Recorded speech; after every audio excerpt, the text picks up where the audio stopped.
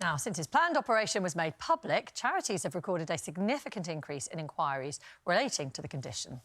Speaking now to Dr. Jeff Foster, who's a GP specialist in men's health. Very good morning to you, Dr. Foster. First of all, have you noticed, either anecdotally or literally in your practice, an uptake of interest, of inquiries about this? Oh, yeah, lots of interest. I think there's been a kind of general resurgence, and every time there's an interesting case around prostates or men's health in the UK, we get little blips. You don't get much bigger advertising than the King. So, yeah, lots of people have come in saying, can I get my prostate checked? And do you want to just go through some of the basics for us, which is part of the point of King Charles being so open about it? He wants people to talk about it more openly. So do you want to go through some of the basics here? Yeah, sure. So prostate is about sort of a walnut-sized organ, and it sits just above the bladder.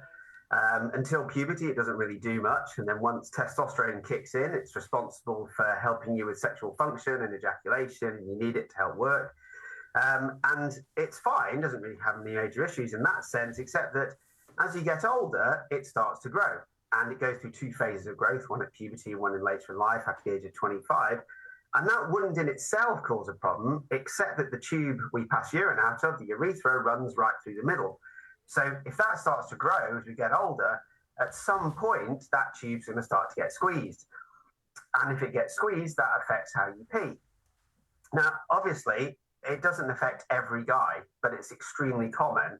And the thing to differentiate with benign prostatic hyperplasia, which is what we call this sort of benign growth of the prostate, is that we all have effects of a large prostate as we get older. So a really good example is a year or so ago, I was at a restaurant with my son, who's 10 at the time, and we were both standing having a wee at the urinal, and I realised he's there sort of peeing with this powerful jet, and he can pee above his own head. This flow is just amazing.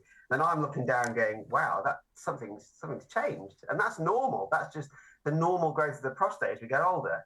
The difference is at what point it becomes an issue, when it starts to wake you up at night, when it starts to affect your flow, when you're getting incontinence, or when you can't even have a cup of coffee because you're so desperate to go to the toilet. Yeah, I'll be totally honest with you, Jeff. I've heard you describe this before, and consequently my ears are now much more attuned to the different flow in my household. But I think there's a really important point here, isn't there, about getting men to engage with health. You think that's still a struggle for some men, particularly older men?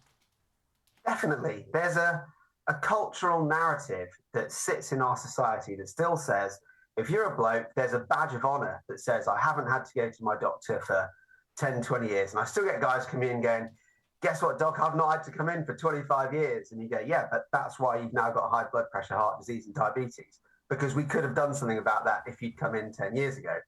The problem is it's very hard for men to break away that sort of stigma that says, I've got a problem and I need to talk to someone about it. That affects mental health, it affects hormonal health, it affects prostate. So the whole thing, it's a really hard area of male health to kind of chip away at. Jeff, thank you very much. That's Dr. Jeff Foster speaking to us this morning. Thank you, Jeff. Yeah, really important just to have sort of open and frank conversations about all these things. So it's a good opportunity to do that.